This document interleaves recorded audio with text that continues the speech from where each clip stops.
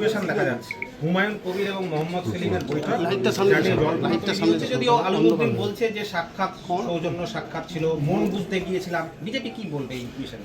BJP এখন দেখছে, আমরা দেখতে চাই মোহাম্মদ সেলিম আর তার সাথে হুমায়ুন কবির সবাই মিলেমিশে কি হচ্ছে।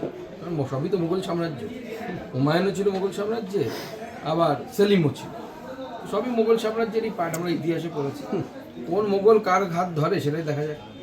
আনন্দপুরের অগ্নিকাণ্ডে 23 জনের এখনো পর্যন্ত দেহ উদ্ধার, আজকেও একটা পূর্ণাঙ্গ দেহ, মোট 2টি দেহ আজকে নতুন করে উদ্ধার হলো, মানে লাফিয়ে লাফিয়ে বাড়ছে। দেখুন, আমি প্রথম দিন বিভিন্ন সূত্র মারফত খবর পেয়েছিলাম প্রায় 30 জনের কাছাকাছি নাকি নিখোঁজ।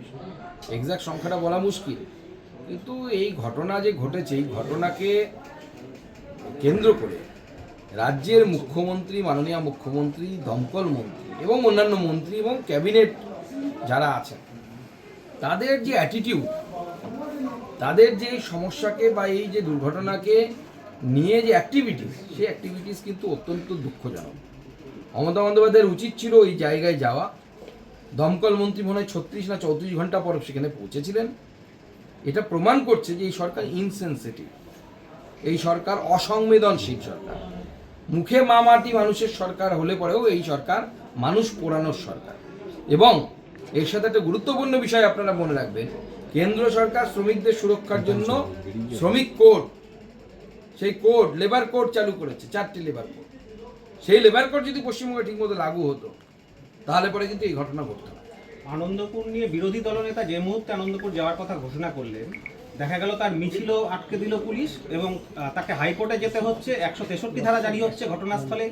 দেখুন, যারা যাওয়ার কথা তারা তো যাননি, মমতা বন্দ্যোপাধ্যায় যাননি, দমকল মন্ত্রী টাইম মতো যাননি।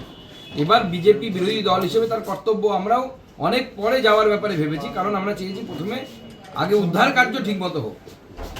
এখন আমাদেরকে বাধা দেওয়া হবে, এটাই তৃণমূল কংগ্রেসের পদ্ধতি হয়েছে। তৃণমূল কংগ্রেস সরকার এই পদ্ধতিতেই কাজ করছে, বিজেপিকে কোথাও যেতে দেবে না।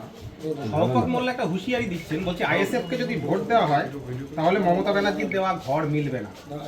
দেখুন, এরা মমতা বন্দ্যোপাধ্যায়ের ঘরটাকে মনে করে যে হচ্ছে মমতা বন্দ্যোপাধ্যায় মনে হয় তার যে জমিদারি ছিল, পৈতৃক জমিদারি, সেখান থেকে বুঝি টাকাটা দেন। এই টাকা জনগণের ট্যাক্সের টাকা, আমার টাকায় ঘর দিচ্ছে মমতা বন্দ্যোপাধ্যায়, আপনাদের টাকায় ট্যাক্স দিচ্ছে। আমাদের এখানে যারা দাঁড়িয়ে আছি প্রত্যেকে আমরা মমতা বন্দ্যোপাধ্যায়ের সরকারকে ট্যাক্স দিই। তো মমতা বন্দ্যোপাধ্যায়ের সেই ক্ষমতা কোথা থেকে হয় যে তৃণমূল কংগ্রেসের একজন নেতা এই কথা বলছে যে মমতা বন্দ্যোপাধ্যায়কে ভোট না দিলে ঘর পাওয়া যাবে না?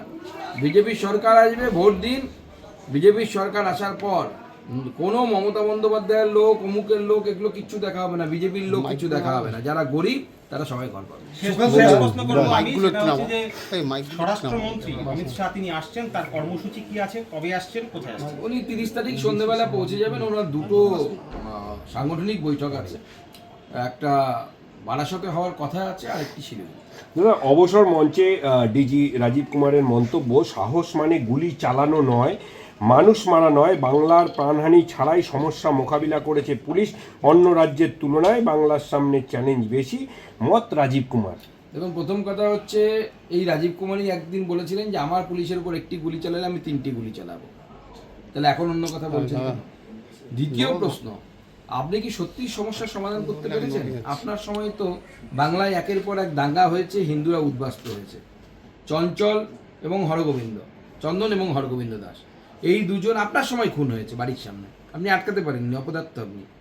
এবং শুধু তাই নয়, আপনি বোঝাতে পেরেছেন কি আপনার মুখ্যমন্ত্রীকে যে বাংলার চ্যালেঞ্জেস অনেক বেশি?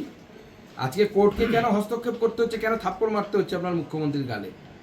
যে জায়গা দাও, ল্যান্ড দাও ফেন্সিংয়ের জন্য, কেন বোঝাতে পারেননি যে আমাদেরকে এই সেন্সিটিভ রাজ্যে আমাদের ফেন্সিং করা দরকার এবং সেই ফেন্সিং কেন্দ্র সরকারের যে এজেন্সি আছে, বিএসএফ আছে, তাকে হেল্প করা দরকার।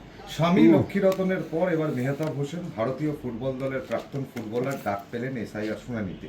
আগামী রবিবারও ডাকা হয়েছে মল্লিকপুরের শুনানি কেন্দ্রে। পদ্মশ্রী স্বপন দাশগুপ্ত ডাক পেয়েছে, বিজেপির নেতা। যে কেউ ডাক পেতে পারে যদি মিল না থাকে, আমারও মিল না থাকলে আমাকেও ডাক পেতে পারে, ডাক পেতে পারে, এরকম বিষয় নেই তো। তো এনারা কি ভোট দেন না ভোট দেন না? ভোট দিতে গেলে তো তাদেরকে যেতে হয় ওখানে। এসআইআর নিয়ে বারবার তৃণমূল কংগ্রেসের তরফ থেকে এবং খোদ মুখ্যমন্ত্রী এসআইআর বিরোধিতা করছেন এবং পথে নামছেন এবং জনগণকে উস্কানিমূলক কথাবার্তা বলছেন। এই ব্যাপারটা জনগণ শুনছে না ওনার কথা, কে শুনছে বলুন? ওই 2-4টে মোল্লা জায়গায় ওনার কথা শুনে বিরোধ হয়েছে, তার জায়গায় তাছাড়া কিচ্ছু হয়নি। যেখানে একটু ডেমোগ্রাফি চেঞ্জ, ওনার দুধের গায়েরা আছে, সোজাসুজি কথাই বলে যেতে, তারাই শুনেছে, বাদ বাকি সাধারণ মুসলিমরাও। আমার ওখানে একটি কাণ্ড ঘটেছে, আমি বললে নাম বলে দেবো। মুসলিম ভদ্রলোক, তার 5 ছেলে মেয়ে, সে দেখতে পাচ্ছে তিনি 6 নম্বর ছেলের বাবা হয়ে গেছে। তাকে যখন বলা হয়েছে তো 6 নম্বর ছেলে কোথা থেকে এলো, সে বলছে হ্যাঁ 2 দিন পর তো আমার সম্পত্তি চাইবে এই ছেলে, আমি চিনি না। আমার দক্ষিণ দিনাজপুরে ঘটেছে, তপন বিধানসভা। তো সে তারা বুঝতে পারছে, মুসলিম ভাইয়েরা বুঝতে পারছে যে আজকে যদি আমার নামে 2টো ছেলে আমার আছে বা 3টে ছেলে মেয়ে আছে, তার জায়গায় যদি 5টায় হয়ে যায়, মানে 2টো এক্সট্রা ঢুকে যায়, তারা আগামী দিনে তো আপনার ঘাড়ের উপর উঠে নাচবে।